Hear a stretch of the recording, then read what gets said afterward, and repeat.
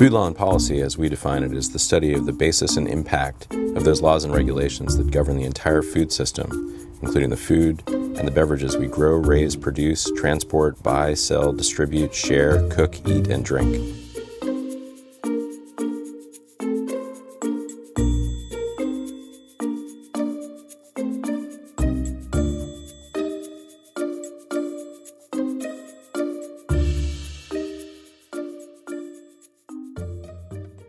I first taught a food and law class in the fall of 1999. I was inspired to do it in part because of a comment Ralph Nader made when he visited Drake and was giving a talk, and he asked, why don't law schools teach things that are important, like a class on food and the law? When the University of Arkansas School of Law started its LLM program over 30 years ago, our primary focus was agricultural law. Over the years, however, that focus has evolved along with people's interest in food and their food systems. In 2009, we changed the name of the program from an LLM in agricultural law to an LLM in agricultural and food law. This showed the connection that we believed was really important in looking at our overall food system. The notion of a food law journal began to emerge as a way to define this emerging field and start to engage scholars and who were interested in contributing to this new field. The fields of agricultural law and food and drug law share some common developmental elements. Both fields first appeared in the early 1900s, fought to make their mark for several decades, began to hit their stride in the 1940s, struggled to gain a foothold, and then enjoyed a resurgence that centered around considerations of policy in the latter decades of the 1900s.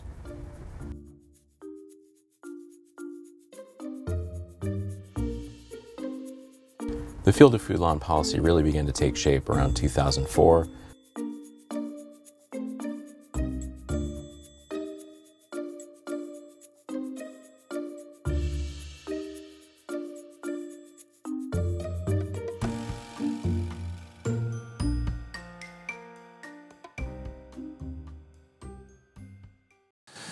The growth of food law and policy during its first decade has been a real surprise to me. We were very excited about this new field and had high hopes, but the growth has far surpassed my expectation. It's been a terrific decade. What has classically happened in this field is it has merged with other fields. There is the agricultural law aspect, the land use aspect, the FDA aspect, the Department of Agriculture portion of it. All of that is beginning to come together into a much broader whole. And if you look at the growth of particularly scholarship, law school course offerings, clinical and experiential education opportunities, and student societies, you can really see that food law and policy is a strong field that's going to continue to grow. So what does it mean to have a food law and policy clinic? Well, we launched this clinic in 2010, and it grew out of work that I had done previously in the Mississippi Delta, working with communities around economic development and health, and food is really at the crux of these issues. But when I looked around the country, I realized this is an issue that's impacting communities all over. So I think food law and policy is a hot topic right now with clinical law students because people are becoming increasingly aware of the problems associated with our current food system. So our clinic really educates law students about how to engage in these issues as attorneys once they graduate, while also serving clients and helping to address some of the most pressing food law and policy issues right now. So I think law students are excited about food law because it's a pretty new field and there are a lot of gaps. Food law has the capacity to be more constructive than law often is. I think when we think about lawyers, we think about litigators in courtrooms and sort of tearing things down.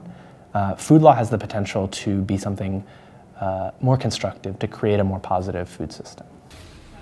I think some of the reasons that make the area of food law and policy of such interest to young people and to students today is an increased recognition in our society and culture of the role that food plays. The thing that really interests students and scholars about the field of food law and policy is that it allows them to focus on the whole panoply of issues that impact the food system, from food trucks to obesity, from the Farm Bill to soda taxes.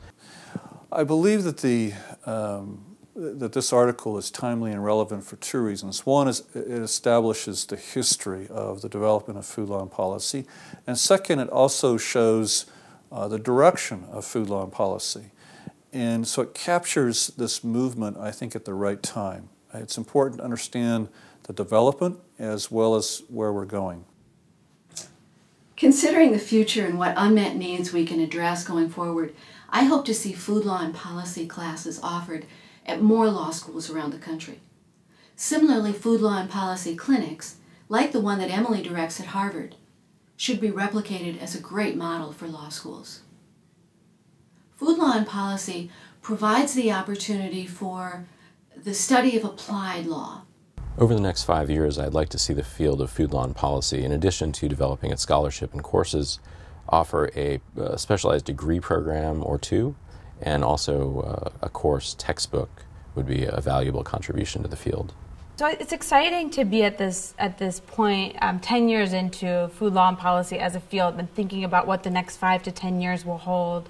I think we're going to see, again, much more growth in this field, more law schools engaging in this topic. I think we'll also start to see a lot more interdisciplinary work. So food law and policy has been really prevalent in a lot of other disciplines even before it took hold in law schools. And I think as we start to see the sort of problems we see in the food system and some of the issues are really cross the boundaries of disciplines. This need in the field of food law and policy is to continue to broaden it, to bring outside people who've never heard of this issue, but for example are in environmental law or contract law, to bring them all into the field and therefore broaden its base and its scope of the field.